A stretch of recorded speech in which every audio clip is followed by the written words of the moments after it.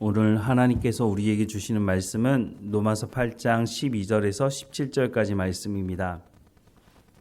로마서 8장 12절에서 17절까지 말씀 우리 함께 읽겠습니다.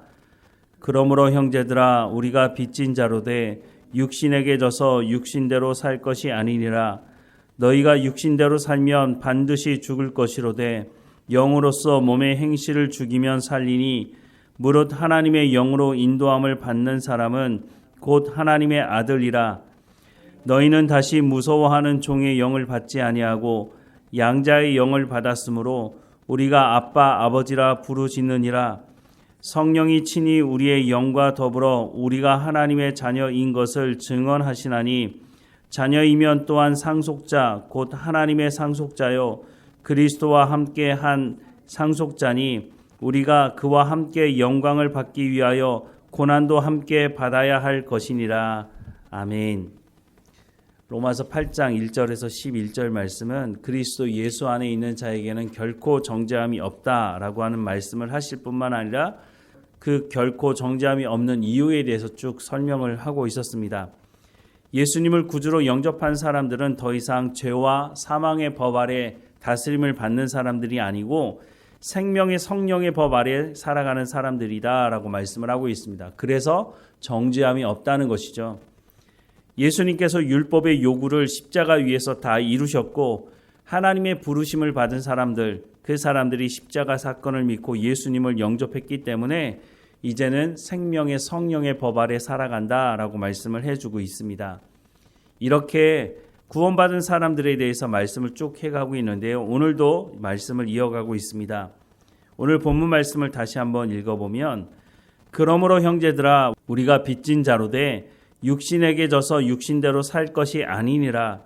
너희가 육신대로 살면 반드시 죽을 것이로되 영으로서 몸의 행실을 죽이면 살리니 무릇 하나님의 영으로 인도함을 받는 사람은 곧 하나님의 아들이라.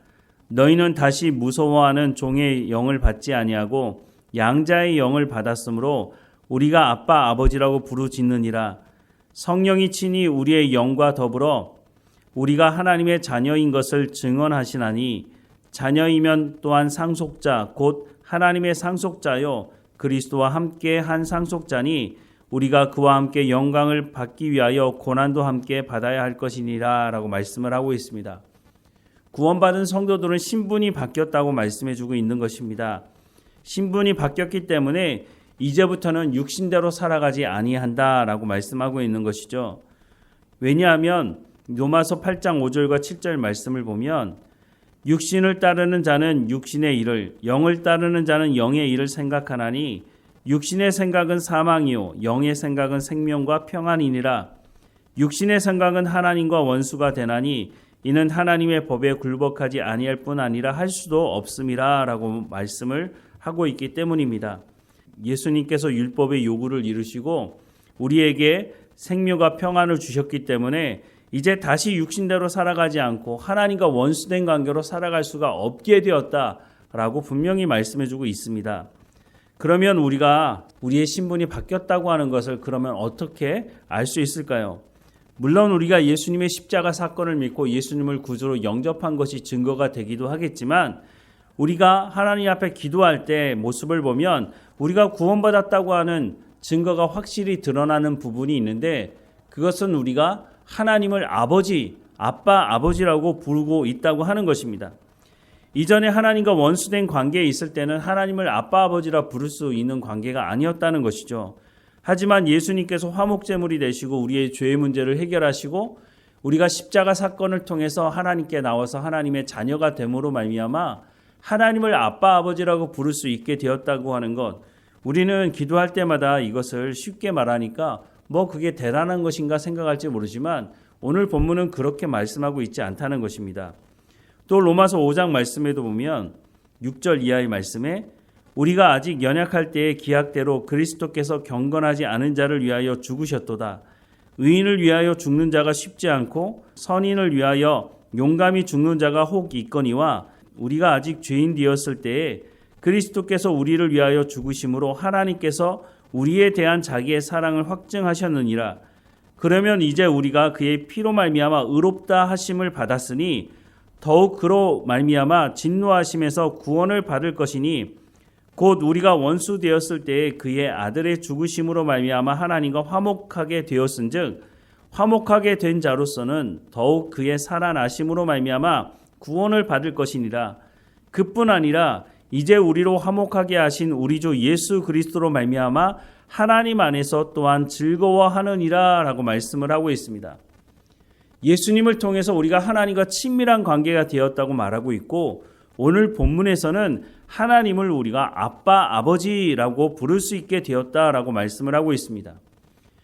우리가 기도할 때 하나님 아버지 이렇게 기도하고 있는 것이 너무 당연한 것처럼 보이지만, 당시로서는 이 로마서가 기록되어져 있는 그 당시로서는 하나님을 아빠, 아버지라고 부를 수 있다고 하는 것이 사실은 상당히 충격적인 선언이었다고 하는 것입니다.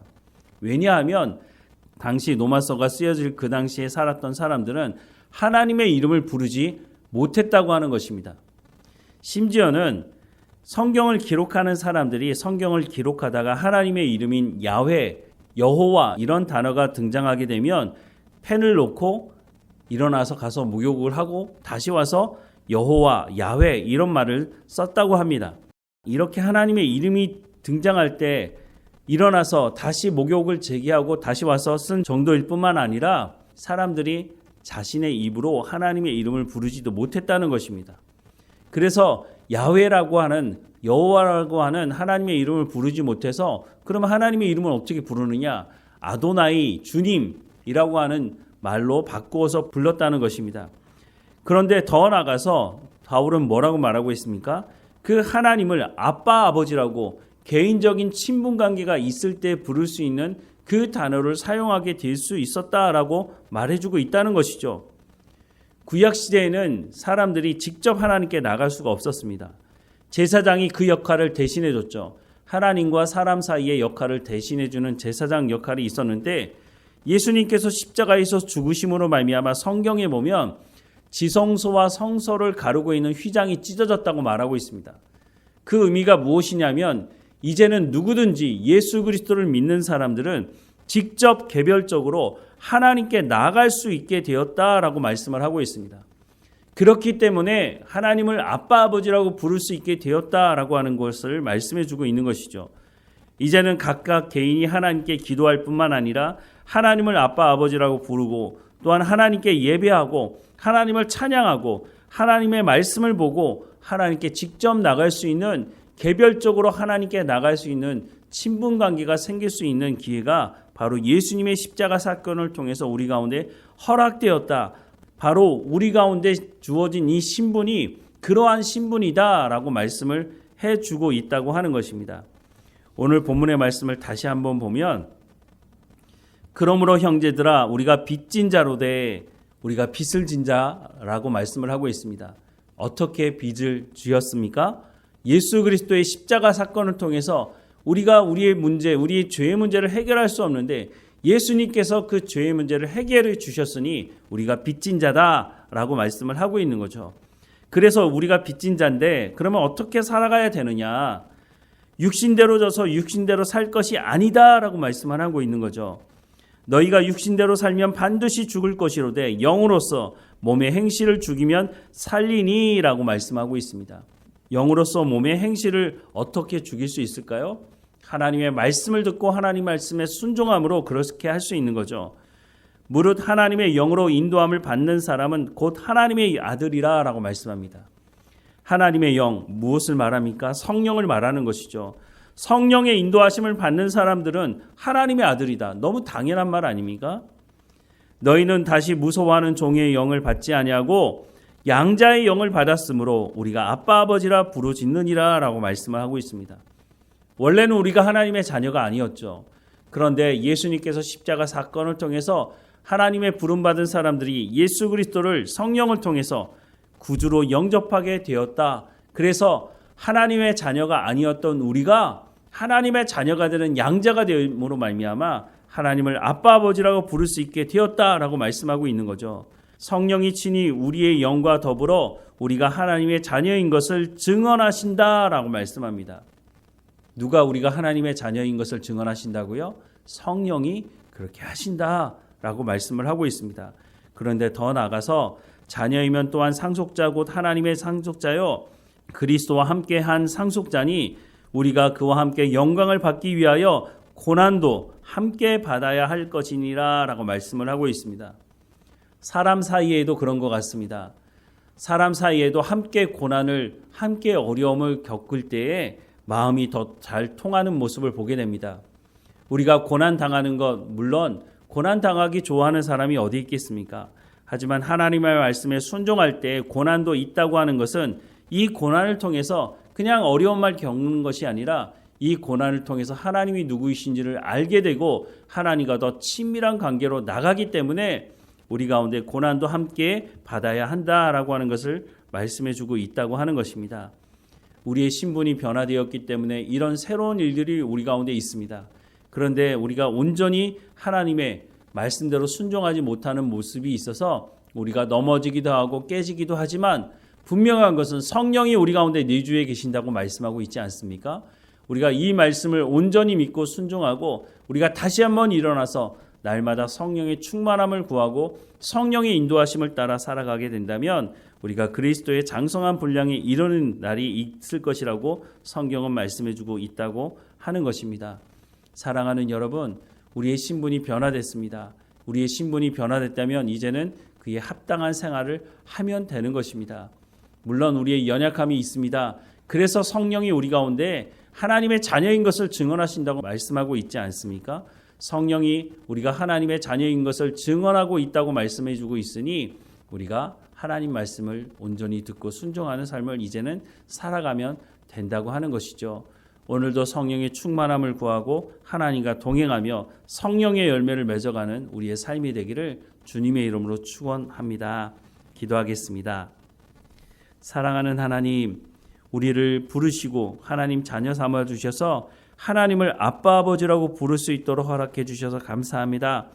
우리가 하나님을 믿는 사람으로 증언되는 것이 우리의 주장이 아니라 성령께서 우리를 하나님의 자녀라고 하는 것을 증언하신다고 말씀하시니 감사합니다. 우리가 하나님 앞에 부름받았으니 성령 충만함을 통해서 우리가 하나님의 자녀다운 삶을 살아갈 수 있도록 그래서 세상 사람들에게 복음을 증거하고 우리의 삶을 통해서 또한 복음을 증거하는 우리의 삶이 될 수 있도록 은혜를 허락해 주옵소서. 오늘도 어느 곳에 있든지 하나님과 동행하며 성령의 충만한 가운데 하나님을 아빠 아버지라고 부를 수 있는 이 특권을 누리며 살아가는 우리의 삶이 될 수 있도록 은혜를 베풀어 주옵소서. 깨어있게 하시고 우리를 통해서 하나님의 영광이 드러나며 우리가 어느 곳에 있든지 복음의 증거자로 살아갈 수 있도록 하나님 은혜를 허락해 주옵소서. 우리의 입술을 통해서 복음이 증거되게 하시고 우리의 손과 발을 통해서 복음의 열매가 맺어지고 복음을 증언하는 사람들이 될 수 있도록 은혜를 허락해 주옵소서. 하나님 우리를 부르셔서 하나님 자녀 삼으신 것처럼 우리를 통해 또한 누구에게인가 복음이 증거되고 그 사람들이 주께 돌아와서 하나님을 예배하고 하나님의 자녀로서의 삶을 살아갈 수 있도록 우리를 주의 통로로 사용해 주옵소서. 늘 우리와 함께 하시는 하나님께 감사하고 예수님의 이름으로 기도드립니다. 아멘.